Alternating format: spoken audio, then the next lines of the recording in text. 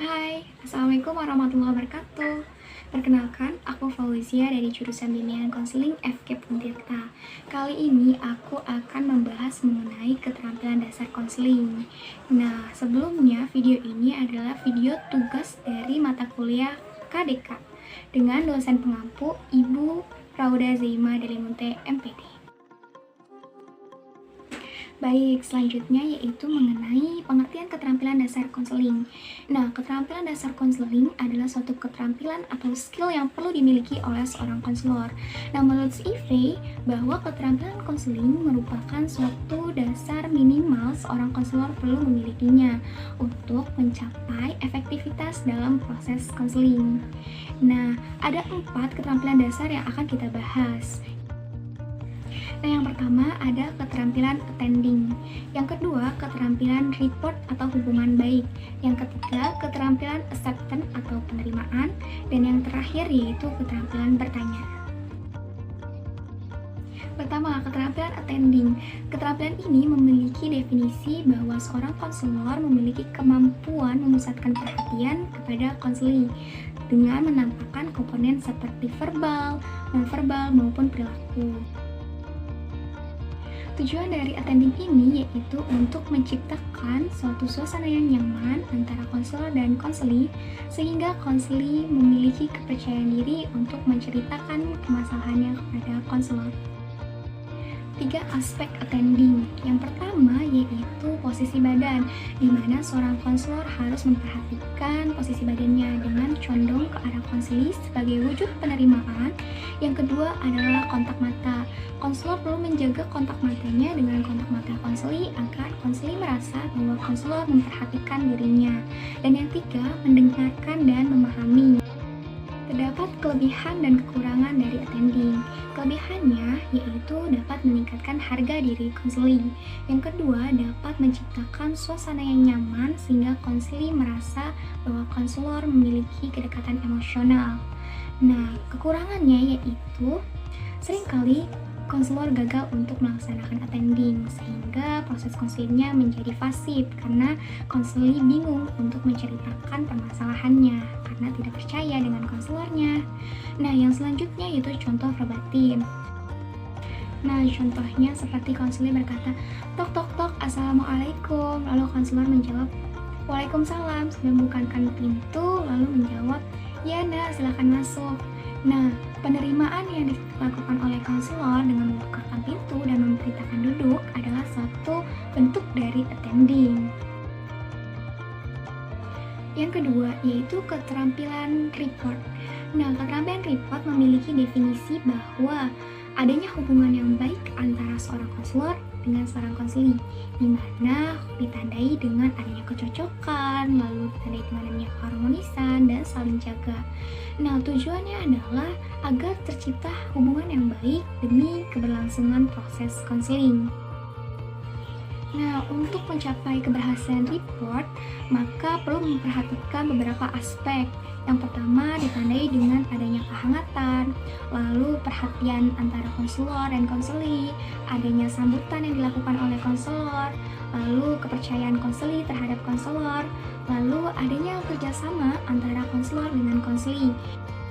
Lalu, dalam pelaksanaan keterampilan report dapat menggunakan beberapa teknik. Yang pertama, biasanya konselor menggunakan kata salam ketika hendak ingin menerima konseli yang datang ke ruang guru. Lalu yang kedua yaitu menggunakan bahasa yang disesuaikan dengan konseli. Yang ketiga, menggunakan topik pembahasan yang sesuai. Dan yang keempat, membangun kehangatan dan membuat tujuan bersama dengan konseli. Nah, adapun kelebihan dari keterampilan report ini, karena report itu adalah hubungan yang baik antara konselor dan konseli, jadi adanya rasa kehangatan, rasa percaya, rasa saling berbagi, dan tujuan bersama yang dapat membuat efektivitas dalam proses konseling. Selanjutnya yaitu kelemahan keterampilan report, di mana pada awalnya report adalah hubungan yang baik yang diawali oleh rasa saling percaya, sehingga konselor harus memiliki citra yang baik di sekolah. Jika tidak, konseli tidak akan datang ke ruang BK untuk bercerita karena takut rahasianya bocor dan perlu memegang asas kerahasiaan. Baik, masuk pada topik yang selanjutnya, yaitu keterampilan acceptance atau penerimaan. Nah, acceptance adalah suatu keterampilan yang perlu dimiliki oleh seorang konselor untuk menunjukkan minat dan perhatian terhadap hal-hal yang dikemukakan oleh konseli. Adapun tujuan dari acceptance yaitu menciptakan suasana yang nyaman, adanya penerimaan konselor dengan konseli atas apapun yang dikemukakan oleh konseli. Nah, perlu diperhatikan bahwa penerimaan di sini bukan berarti mensetujui semua yang dikatakan oleh konseli. Namun, penerimaan di sini adalah sebagai wujud bahwa konselor mendengarkan perkataan yang dikatakan oleh konseli. Nah, selanjutnya yaitu mengenai aspek. Nah, dalam acceptance ada dua aspek bentuk penerimaan. Yang pertama verbal dan non-verbal. Kalau verbal ada kalimat panjang dan kalimat pendek. Kalimat panjangnya seperti saya memahami, lalu saya mengerti, saya merasakan, dan lain-lain. Kalau kalimat pendeknya yaitu oh ya, masa sih? Lalu kemudian dan lain-lain. Aspek kedua yaitu nonverbal, di mana biasanya konselor menganggukkan kepala ketika konseli bercerita, lalu memelihara raut wajah yang senyum dan menjaga kontak mata antara konselor dengan konseli agar konseli dapat merasa dihargai dan diterima. Nah, ada kelebihan dan kekurangan dari keterampilan acceptance. Kelebihannya, ketika konselor secara utuh menerima konseli, maka konseli akan tumbuh rasa percaya, sehingga akan terus berinteraksi dalam proses konseling.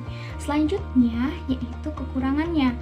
Kalau kekurangannya, ketika konselor tidak menerima konseli secara utuh, maka konseli minim untuk berbicara, karena merasa ditolak oleh konselor. Selanjutnya yaitu contoh verbatim, di mana konseli mengatakan, kuliahku menjadi terganggu karena aku nggak bisa fokus belajar. Tapi ketika aku main, aku senang karena didampingi oleh pacar aku. Lalu konselor menjawab, ya saya mengerti apa yang kamu rasakan. Perkataan tersebut adalah salah satu bentuk penerimaan konselor terhadap pernyataan yang dikatakan oleh konseli. Namun bukan berarti konselor membenarkan perkataan konseli. Selanjutnya kita masuk ke topik berikutnya, yang keempat yaitu keterampilan bertanya.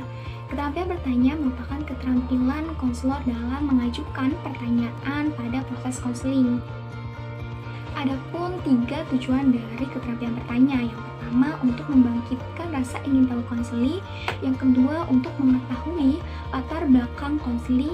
Yang ketiga, membantu konseli untuk mengungkapkan apa yang ada di pikirannya. Nah, terdapat 2 aspek dalam keterampilan bertanya.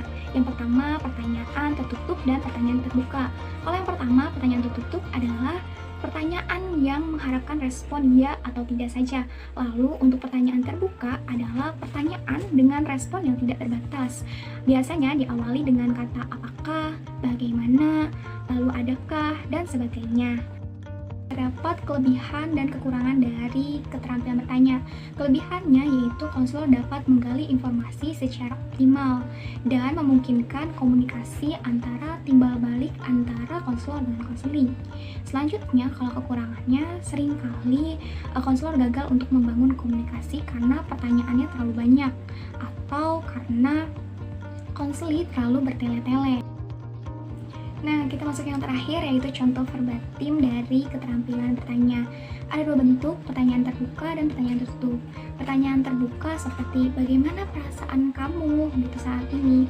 Kalau konselor menjawab, perasaan saya sangat sedih, sangat senang karena banyak hal yang bisa saya dapatkan hari ini. Itu pertanyaan terbuka.